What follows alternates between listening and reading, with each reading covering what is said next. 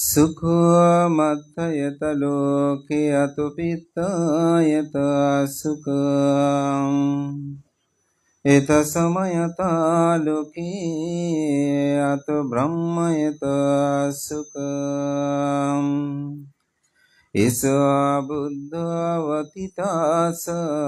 समुद्धबालकोपमाम् धनं वायादिं कृत्वा सम्बुद्धिं लभन्ति ते एतेन सत्सवाज्येन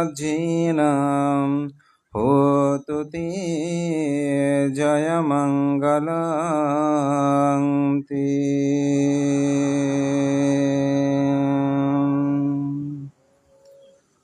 প্রয়াত সদ্যবান উপাসক সুশীলকান্তি কুমার বড়ুয়ার প্রথম মৃত্যুবার্ষিকী উপলক্ষে তাহারই স্মরণে তরুণোৎসর্গ সহ বহুবিধ পুণ্যময় অনুষ্ঠানের মাধ্যমে আয়োজিত আজকের এই অষ্টপুরস্কার সংগদান অনুষ্ঠানের পরমারাধ্য মাননীয় সংঘপ্রধান আমার পরম কল্যাণ মিত্র মহামান্য উপসংঘরাজ শাসনস্তম্ভ বিচিত্র ধর্মকতিক পরম সদীয় ধর্মপ্রিয় মহাতের মহোদয়, প্রধান উপসংঘরাজ শাসন ভাস্কর শাসনপ্রিয় মহাতের মহোদয়, মহামান্য উপসংঘরাজ ত্রিপিটক বিশারদ পরম সদীয় প্রিয়দর্শী মহাতের মহোদয়, মুখ্য আলোচক বাংলাদেশ সংঘাত ভিক্ষু মহাসভার সুযোগ্য মহাসচিব পরম সদীয় ডক্টর সংঘপ্রিয় মহাতের মহোদয়, বিশেষ আলোচক বিন্দু, মাননীয় মহান সংঘের প্রতি বিনম্র চিত্তে শ্রদ্ধা অর্ঘ্য বন্দনা নিবেদন করছি। আপনাদের সকলের প্রতি মৈত্রী চিত্তে পুণ্যদান, প্রয়াত উপাসকের পারলৌকিক শান্তি কামনায় পুণ্যদান করছি। আজকের অষ্টপুরস্কার সংগদান অনুষ্ঠান সবার শুরু থেকে আমি বলার পূর্বক্ষণ পর্যন্ত সময় এই পরিবারের স্থিতিগাথা এখানে ভাসিত হয়েছে। যারা সুধীজন আলোচনা করেছেন তারাও, আবার যেসব ভিক্ষু সংঘ এখানে আলোচনা করেন তাদের মুখে এটা প্রতিধ্বনিত হয়েছে। আসলে এর পিছনে কারণ কি? ডাক্তার, ইঞ্জিনিয়ার, প্রফেসর, শিল্পপতি হলেই কি সেই পরিবার সবার কাছে সমৃদ্ধ? সেই মা বাবা কি রত্নগর্ভা? এই বিষয়ে কিন্তু বর্তমান প্রেক্ষাপট আমাদেরকে প্রশ্ন করে। কারণ আমরা দেখি ডাক্তার হোক, ইঞ্জিনিয়ার হোক, প্রফেসর হোক, আইজি হোক, বড় অনেক পদে থাকলেও তাদের দুর্নীতি, তাদের বিনয় অনুকূল জীবনযাপন না হওয়ার কারণে তারা বিবিধ ক্ষেত্রে প্রতিষ্ঠা লাভ করলেও তারা কিন্তু মানুষের কাছে নিন্দিত হয়। তো কে রত্নগর্ভা হতে পারে, কে প্রকৃত ডাক্তার, ইঞ্জিনিয়ার হতে পারে? বুদ্ধ মঙ্গলসূত্রের মধ্যে এই কথাটি বলেছেন, বাহুন সৎসংসিপ্পাঞ্চা বিনয়ী চা সুশিক্ষিত। এই লাইনটির মধ্যে বুদ্ধ মানব জীবনের নিজেকে সমৃদ্ধ করার কথাটি নিহিত রয়েছে। বহু শিল্প বিষয়ে জ্ঞান, আপনি ডাক্তার, প্রফেসর, ইঞ্জিনিয়ার যত কিছু হয়েছেন, শিল্পপতি, এগুলো হচ্ছে বহু শিল্প বিষয়ে জ্ঞান। দ্বিতীয় হচ্ছে কি বিনয়ী যা সুশিক্ষিত, অর্থাৎ তাকে অবশ্যই বিনয়ানুকূল জীবনযাপন করতে হবে, যেটাকে বলা হয় শিলময় জীবনযাপন। একটি পরিবার তখনই সমৃদ্ধ হয় যখন সে পরিবারটা বিনয়ানুকূল জীবনযাপন করে। তাই বুদ্ধ অঙ্গুত্তর নিকায়ে 4 প্রকার বলেছেন। এক প্রকারের সংসার হচ্ছে যক্ষ যক্ষিণীর সংসার। স্বামীও অধার্মিক, স্ত্রীও অধার্মিক, স্বামীও দুশ্শীল, স্ত্রীও দুশ্শীল। সুশীল দুশ্শীলটা আমি শুধু ছোট্ট একটা ব্যাখ্যায় বলি। যিনি তিসরণস পঞ্চশীল প্রতিপালন করে, আমি বলবো তিনি সুশীল। যিনি তিসরণস পঞ্চশীল প্রতিপালন করে না, তিনি হচ্ছেন দুঃশীল। তিসরণস পঞ্চশীল কি? বুদ্ধ ধর্ম সঙ্গের শরণ যিনি গ্রহণ করেন, যিনি প্রাণী হত্যা করে না, চুরি করে না, বেবিচারি করে না, মিথ্যা ভেদ কর্কশ কথা বলে অপরের মধ্যে ভেদ সৃষ্টি বা সমস্যা সৃষ্টি করে না, যিনি সুরা মদ গাঁজা বা নেশাদ্রব্য সেবন করে না, তিনি হচ্ছেন সুশীল বা শীলবান। দুঃশীলকে যিনি এগুলো কর্ম সম্পাদন করেন। তো একটি পরিবারের যজ্ঞ সদস্য পুরুষ স্বামী বলতে যিনি পঞ্চশীল ভঙ্গ করেন, আর যজ্ঞিনী সদস্য স্ত্রী বলতে যিনি পঞ্চশীল ভঙ্গ করেন। তা আমাদের সমাজে এমন কিছু সংসার আছে, যেই সংসার স্বামী স্ত্রী কেউ শীলবান নয়, দুঃশীল দুরাচারী, প্রতিনিয়ত বিভেদ এবং ঝগড়া করে দিন অতিবাহিত করে। আমরা ছোটবেলায় সেটা দেখেছিল, যে সকাল উঠলেই চেঁচামেচি শুরু করেছে, মা বড় বলতো, দেখ দুজনেই কিরকম টোনাটুরির মধ্যে ঝগড়া শুরু করে দিয়েছে। অর্থাৎ স্বামী স্ত্রী সংসার করা আছে, বন্ধন হয়েছে, চলছে, কিন্তু একে অপরের মধ্যে শ্রদ্ধাবোধ নাই, দায়িত্ববোধ নাই এবং বিনয়কুল জীবনযাপন নাই। দ্বিতীয় একটি সংসার আছে, সেটা হচ্ছে দেব যজ্ঞিনীর সংসার।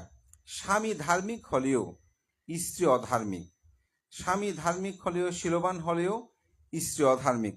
তো অনেকে বলে যে ওদের ঘরে যে পুত্রবধূটা আসলো বা তার স্ত্রীটা আসলে খুব খারাপ, স্বামী কোনো রকমের সংসারটা টিকিয়ে রেখেছে, এভাবে কোনো রকমের চলছে, এরকমও সংসার আমরা দেখি।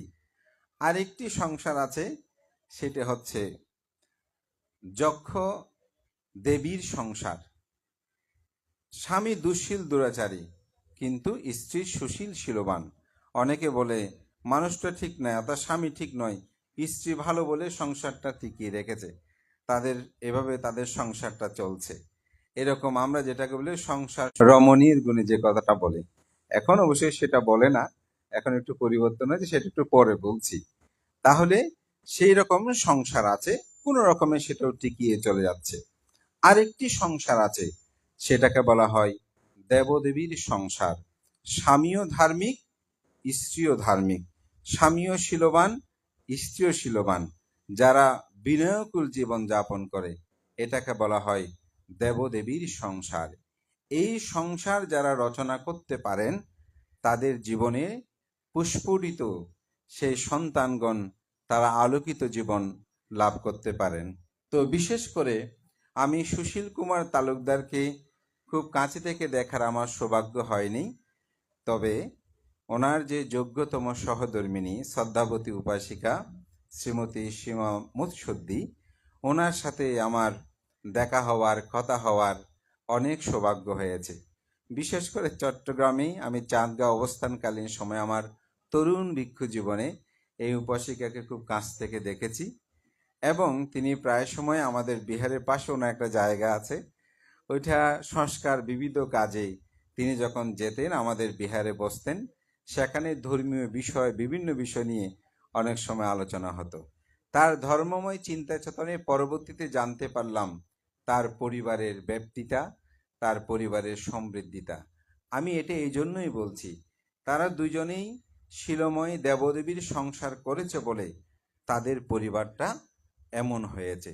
যদি তারা দেবদেবীর সংসার রচনা না করত, তাহলে কিন্তু তারা আজকে প্রতিষ্ঠিত হতো না।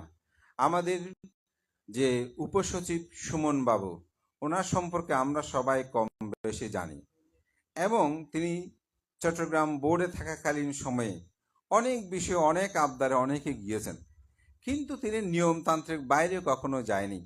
ওনার অনেক জ্ঞাতে আমাকে বলেছে, বজ্রফান্তে গেলাম অনেক বড় মুখ করে, উনি তো আমাকে করতে বলেছে, চাইলে উনি একটা কথা বললে হয়ে যেত। তা আমি বললাম যে উনি তো নিয়মের কথাই বলেছেন, আপনি সেটাকে অনিয়মভাবে নিতে চাচ্ছেন কেন? উনি তো আপনাকে জ্ঞাত হিসেবে পরামর্শ দেন, সেটা আপনি করেন। কিন্তু আসলে তার যে বিনয়িতা, এবং বাংলাদেশের বিভিন্ন প্রান্তে আমরা একসাথে অনেক অনুষ্ঠানে আলোচনা করার সুযোগ হয়েছে, তিনি আলোচক হিসেবে গিয়েছেন। তার মার্জিত ভূত, ভিক্ষু সঙ্গের প্রতি প্রগাঢ় শ্রদ্ধাশীলতা, এটাই প্রতীয়মান হয় যে আমাদের সুশীল কুমার তালুকদার এবং সীমা মুর্শিদি তারা কিরকমভাবে সংসার রচনা করেছেন। কারণ একটি কথা আছে, বৃক্ষের ফল দেখে বোঝা যায় বৃক্ষটা কেমন ছিল। তাই সুমন বাবুকে দেখে আমরা সেটা উপলব্ধি করেছি। এবং আজকে আমাদের ডাক্তার সুজন বাবু, তিনি তার বক্তব্যে আমার এতই ভালো লেগেছে, তিনি যে দেশের প্রতি, ভিক্ষু সংঘের প্রতি এবং আমাদের একজন ছোট ভিক্ষু হলেও তাকে যেভাবে প্রশংসিত করেছে, তাতে মনে করি তার মধ্যে একটা প্রেরণা সৃষ্টি হবে। আমাদের সমাজের মধ্যে আমরা ত্রুটি বিচ্যুতিগুলো বেশি তুলে ধরতে চাই, কিন্তু একজন মানুষকে যখন আপনি তার গুণটি তুলে ধরবেন, তার ভুল ত্রুটিগুলো তিনি শুধরিয়ে তিনি ভালো হওয়ার জন্য চেষ্টা করবেন। এটা আমি আমার ব্যক্তিগত জীবন অনেকবার দেখি। আমার ওখানে ধর্ম শিক্ষা চালু আছে, প্রতি শুক্রবারে হচ্ছে, এখন আগে বৃহস্পতিবারে হতো। তো আমি একদিনে খাতা কাটার সময় ওখানে গুড লিখেছি। তো এই গুডটাই তার জীবনটাকে ধর্মময়ে এত ধাবিত করেছে, সে বাড়ি থেকে বলে, যা আগে বড় ভান্তের কাজটা করি, কারণ ভান্তে আমাকে গত সপ্তাহে গুড দিয়েছে। এখন এটা তার মায়ের আমাকে বলছে, এখন যতই সে গুড পাই, সে ততই আমার পড়াটা আগে শিখে দেয়, অর্থাৎ একজনকে উৎসাহিত করা। সুতরাং এই বিহারের যে ভিক্ষু অর্পণচরণ স্থবির মহোদয়, তার মধ্যে যে একটা প্রেরণা উৎপন্ন হবে, যখনই আমাদের সুজন, আমি তাকে সামনে দেখছি, সে একটু আত্মতৃপ্তিতে তার মুখমণ্ডলটা হাস্য হয়েছে। এটা হচ্ছে তার, ছোট হলেও আমাকে মূল্যায়ন করেছে। এটি তার জীবনের, আমি মনে করি, আরো বেড়ে ওঠার ক্ষেত্রে একটি প্রেরণা। আমার এখনো মনে পড়ে, আমাকে তখন আমি 13 হয়েছে মাত্র, আমাদের মহামান্য উপসংগরাজ শ্রদ্ধেয় ধর্মপ্রিয় মহস্তবের মহোদয় আমাদেরকে একটা উপাধি প্রদান করছিলেন মহানন্দ সংঘরাজ বিহারে। তো অনেকে প্রশ্ন করেছে, ওনার তো নবীন ভিক্ষু কেন? তো ভান্তে সেখানে উত্তর দিয়েছিলেন। পরে কথাটা আমি বাইরে পেয়েছি যে ওনাদেরকে যদি উৎসাহিত করি, তারা শাসন সদ্ধর্মের মধ্যে নিবেদিত হবে। এইভাবে আমি মনে করি আজকের এই মহান পুণ্যময় কর্মে তারা বিনয়ী চা সুশিক্ষিত, বিনয় ধর্ম। তাই আমি পিতামাতাদেরকে বলবো, আমাকে একজন উপাসক প্রশ্ন বানতে, আপনারা তো শুধু পিতামাতার প্রতি করণীয় কর্তব্যের কথা বলেন, কিন্তু সন্তানের প্রতি কোনো করণীয় কর্তব্য নাই। এরপর থেকে আমি সন্তানের প্রতি করণীয় কিছু কর্তব্যের কথা বলি। তার প্রথম করণীয় কর্তব্য, ছেলে মেয়েদেরকে যথাযথ সাধ্য অনুসারে ভরণ পোষণ লালন পালন করা। দ্বিতীয় হচ্ছে তাদেরকে যথাধর্মে তাদের জ্ঞাতি বংশের মর্যাদা পরিচয় করিয়ে দেওয়া। উনি আমার অমুক আত্মীয়, উনি আমার সমুখ আত্মীয়, আমার বংশেই গৌরব, এগুলো শিক্ষা দেওয়া পিতামাতার কর্তব্য। তৃতীয় হচ্ছে কি, তাকে অকুশল থেকে পরিত্যাগ করে কুশল কর্মে সম্পাদনের জন্য তাকে উৎসাহিত করা। অর্থাৎ মা বাবার উচিত, এটা করবে না, এটা পাপ কাজ, ভালো কাজটা তুমি সুসম্পন্ন করো, এইরূপ শিক্ষা প্রদান করা। তাদের যে সম্পদ প্রাপ্ত, সেই সম্পদ আদি তাদেরকে যথাযথভাবে ভাগ করে দেওয়া। অর্থাৎ আপনি এক সন্তানকে বেশি দিলেন, একজনকে কম দিলেন, সেটা হবে না, সেটা সমভাবে সেটা ভাগ করে দেওয়া। এবং সর্বশেষ যেটা, সেটা হচ্ছে সেই সন্তানগণ যদি বিবাহযোগ্য হয়, বিবাহাদি কর্মাদিতে সুসম্পন্ন করা, তারা যদি প্রভুজধর্ম নিতে দেয় সেভাবে দেওয়া। এই কর্তব্যগুলোই সম্পাদন করা উচিত। তা আমি মনে করি আমাদের যে প্রয়াত উপাসক এবং আমাদের শ্রদ্ধাবতী উপাসিকা, তারা এই গুণধর্মগুলো বিদ্যমান রেখেছে বলে আজকে তারা সমাজে যেমন ডাক্তার, ইঞ্জিনিয়ার হয়েছেন, আবার বিনয়ী জীবনযাপনে তারা সবার কাছে সমৃদ্ধ হয়েছেন। এবং আমি সেটাই বলবো, অর্থবৃত্তির প্রাচুর্যতায় নয়, আমরা এখন আধুনিক পরিবার বলছি অনেক, আমি আধুনিক পরিবার বলবো না, আমি বলবো আদর্শ পরিবার যেন হয়। যে আদর্শ পরিবারের মধ্যে মায়ের প্রতি করণীয় কর্তব্য কি, পিতার প্রতি করণীয় কর্তব্য কি, ভাইয়ের প্রতি করণীয় কর্তব্য কি, পরিবারের প্রতি করণীয় কর্তব্য কি, এবং সমাজের প্রতি, ধর্মের প্রতি করণীয় কর্তব্য কি, সেগুলো যেন যথাযথভাবে সুসম্পন্ন করা। আমার জানা মতে আমাদের সুশীল কুমার তালুকদার মহোদয়, তিনি অনেক দিন শয্যাশায়ী ছিলেন তার প্রয়াসকে। তাকে যেভাবে তার পুত্রবধূগণ সেবা দিয়েছেন, তার যোগ্যতম সহধর্মিনী যেভাবে সেবা দিয়েছেন, কারণ উপাসিকা মাঝে মধ্যে আসতে দেরি হলে জিজ্ঞাসা করতাম, আজকে দেরি হয়েছে, বলে যে ভান্তে একটু উপাসকের কিছু কাজ করতে, ওগুলো করে এসেছি। তাহলে স্ত্রীর প্রতি, স্বামীর প্রতি যে করণীয় কর্তব্যগুলো, আজকে তার পুত্রগণও সেই পিতামাতাকে স্মরণ করে একটি তরুণ দান করে বিহারের যেমন সৌন্দর্য বর্ধন করেছেন, অপরদিকে পিতামাতাকে স্মরণীয় বরণীয় করে তারা সেই পিতৃমাতৃ পূজা কর্ম সুসম্পন্ন করেছেন। তা আমি গাথায় ভাষণ করেছি, সুকমাত্থায়াতা লোকে আতপেত্তায়াতা সুকা, সুখ সামায়াতা লোকে আত ব্রাহ্মায়াতা সুকা। জগতে মাতৃভক্তি সুখকর, পিতৃভক্তি সুখকর। সাধু সৎপুরুষ বলতে ভিক্ষু সঙ্গ, আজকে যেখানে ভিক্ষু সঙ্গকে পূজা করছে, এই ভক্তি সুখপদ কর্ম, এই সুখপদ কর্ম আপনাদের জীবনে সম্পাদিত হোক। আমি আরেকটি কথায় সেখানে ভাষণ করেছি, এসা বুদ্ধ অতীতাসা সমুদ্র বালুকোপামা দানাং বা আদিং কাত্থোয়া সম্বুদিং সালাবান্তিতে। ভগবান তথাগত বুদ্ধ বলেন যে সাগরের বালিকারাশি সদৃশ্য যেসব বুদ্ধ অতীত হয়েছেন, সমগ্র বুদ্ধগণ তারা সর্বাঙ্গে দানপারামে পূর্ণ করেছেন। তাই দানকর্ম আমাদের জীবনকে মহিয়ান করে। আজকে যেমন সুজনবাবু তার দানের মাধ্যমে তিনি সবার কাছে আজকে নন্দিত হয়েছেন, ত্যাগের মাধ্যমে নন্দিত হয়েছেন। আমাদের উপসচিব সুমনবাবু যেন নন্দিত হয়েছেন, তার ভগ্নিপতি সহ শুরু করে জ্ঞাতি স্বজন সবাই। এবং সুশীল বাবু আজকে একজন শিক্ষাবিদ হিসাবে এই গ্রামের কে তিনি সমৃদ্ধ করার ক্ষেত্রে তার যে অবদান, এই বিহার নির্মাণে তার যে অবদান, তাই ত্যাগ মানুষকে মহিয়ান করে, ভোগ কখনো মানুষকে মহিয়ান করতে পারে না। অঙ্গুত্তর নিকায়ের সাব্রাহ্মিক সূত্রে বুদ্ধ বলেছেন, যে পরিবারের মধ্যে পিতামাতা পূজিত হয় সে পরিবারকে বলা হয় ব্রহ্ম পরিবার। যে পরিবারের মধ্যে পিতামাতাকে গৌরব সম্মান প্রত্যুত্থান করা হয় সেটাকে বলা হয় পূর্ব আচার্য পরিবার। যে পরিবারের মধ্যে পিতামাতাকে যথার্থ সেবা যত্ন করা হয় তাকে বলা হয় দাক্ষিণীয় পরিবার। সুতরাং পিতা মাতার মধ্যে সেই গুণধর্মতা সন্তানদের মধ্যে যেন আমরা সৃষ্টি করি, এবং সন্তানগণও যেন পিতা মাতাকে যথাযথভাবে সম্মান গৌরব প্রত্যুত্থান করে, তবেই সেখানে আমরাও তাদের গৌরবে গৌরবান্বিত। এই প্রত্যয় ব্যক্ত করে মহান সঙ্গকে বন্দনা জানিয়ে প্রয়াত সুশীল কুমার তালুকদারের পারলৌকিক শান্তি কামনা করি এবং শ্রদ্ধাবতী উপাসিকা সীমা মৎস্যদী তার নিরোগ দীর্ঘ জীবন কামনা করে সকলের উত্তর শ্রীবৃদ্ধি কামনা করে আমার নাতি দীর্ঘ ধর্মকথা এখানেই শেষ করছি। জগতের সকল প্রাণী সুখী হোক।